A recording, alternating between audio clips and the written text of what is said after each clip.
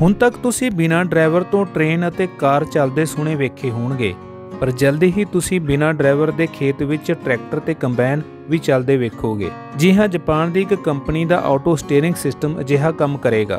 जैसे मैंने बताया कि आप जैसे ही आपके फील्ड पे जाते हैं तो आपको सबसे पहले फील्ड को मार्क कर देना। जैसे यहाँ पर देख सकते हैं कि आप फील्ड मार्क है। अभी मैं इसको ऑटो स्टीयरिंग करता हूँ।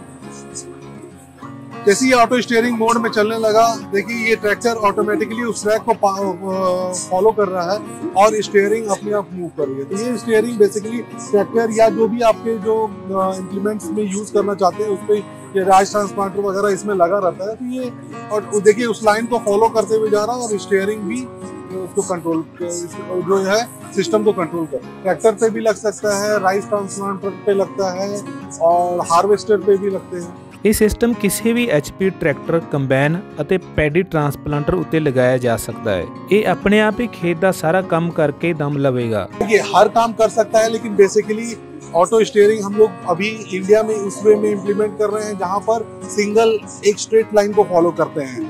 जैसे सपोज स्ट्रेट लाइन में प्लांटिंग, राइस ट्रांसप्लांटिंग करना हो, स्ट्रेट लाइन पे करना मतलब कि किसान की रिक्वायरमेंट है कि उसको स्ट्रेट लाइन में ही होना चाहिए। और एक रो से दूसरे रो के बीच की दूरी बहुत ज्यादा कम या बहुत ज्यादा नहीं होनी चाहिए।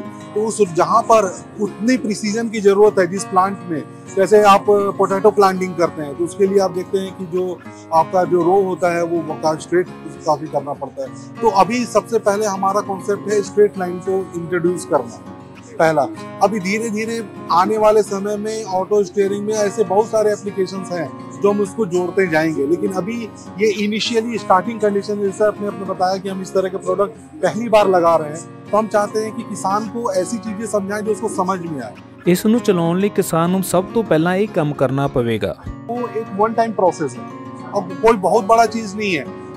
उसके ट्रैक्टर की एक टायर से दूसरे टायर की दूरी कितनी है, क्योंकि ट्रैक्टर मान लीजिए 30 HP का भी हो सकता है और 70 HP का भी हो सकता है। तो दोनों के बीच में HP का तो डिफरेंस है, प्लस उसकी डायमेंशंस भी चेंज हो जाती है। किसी इंसान के पास एक ट्रैक्टर हो सकता है या दो ट्रैक्टर हो सकता है, वो हर एक ट्रैक्टर का नाम लिखकर उसका एक बार डायमेंशन डालना है, उसको हर बार डालने का। मान लीजिए कि उसके पास एक ट्रैक्टर नाम है जिसका A, उसने ट्रैक्टर A डाल के इसका एक डायमेंशन एक बार उसको एक फीते से मेजर करना है। उसमें बहुत बड़ी साइंस नहीं है, फीता से मेजर करना है। इम्प्लीमेंट का साइज क्या है, कौन सा इम्प्लीमेंट है, उस इम्प्लीमेंट है सपोज रोटावेटर है तो 8 फुट का है, 7 फीट का है, तो वो उसको रोटावेटर के नाम से सेव करके वो 7 फीट का उसको फिर वन टाइम डेटा फीड करना है। और जब भी उस एप्लीकेशन को यूज कर रहा है तो वो ट्रैक्टर और उस इम्प्लीमेंट को चूज करना है, बस उतना ही काम है। सिलेक्ट करने वाला काम करना है, उसमें कुछ आपको डेटा इसमें फीड करने की जरूरत नहीं है। इस तकनीक की वरतों नाल जिथे किसान की लागत बचेगी उत्थे ही फसल का झाड़ भी ਵਧੇਗਾ। आओ जानते हैं ये तकनीक किवें काम करेगी। बस हार्वेस्टिंग के लिए यील्ड मॉनिटरिंग सिस्टम भी है।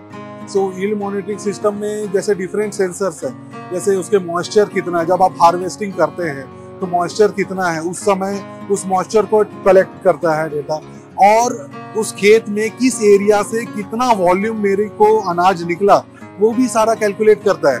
तो उससे उस कैलकुलेट करने से आपके खेत में किस एरिया में कितनी उपज है, हाँ, कितना पैदावार हुआ किस एरिया में। सपोज एक बहुत बड़ा मान लीजिए एक लैंड है, लैंड के हो सकता है किसी कॉर्नर एरिया पे उसकी जो क्रॉप की वॉल्यूम कम निकली, कहीं पर बहुत ज्यादा निकली, कहीं पर बहुत धीरे धीरे कम ज्यादा हो रही है। तो वो हमारा सिस्टम एक GPS के थ्रू सिग्नल्स लेता है और सेंसर्स के थ्रू वो डेटा लेकर एक मैपिंग क्रिएट करता है, मैप बनाता है, तो वो वॉल्यूम के हिसाब से। और इस मैप को नेक्स्ट सीजन में आप वहां पर एज ए फर्टिलाइजर, स्प्रेयर जो भी जरूरत है आप उस हिसाब से वहां यूज कर सकते हैं। जो लैंड कम फर्टाइल है आप उसको हो सकता है कि ज्यादा खाद की जरूरत है या जो भी न्यूट्रिशंस की जरूरत है तो आप उस जगह पर उसको ज्यादा ध्यान रखकर आप स्प्रेइंग या स्प्रेडिंग कर सकते हैं। दस दिए कि पिछले दिनी चंडीगढ़ के सैक्टर 17 के परेड ग्राउंड में लगे एग्रोटेक विखे इस तकनीक नूं प्रदर्शित किया गया।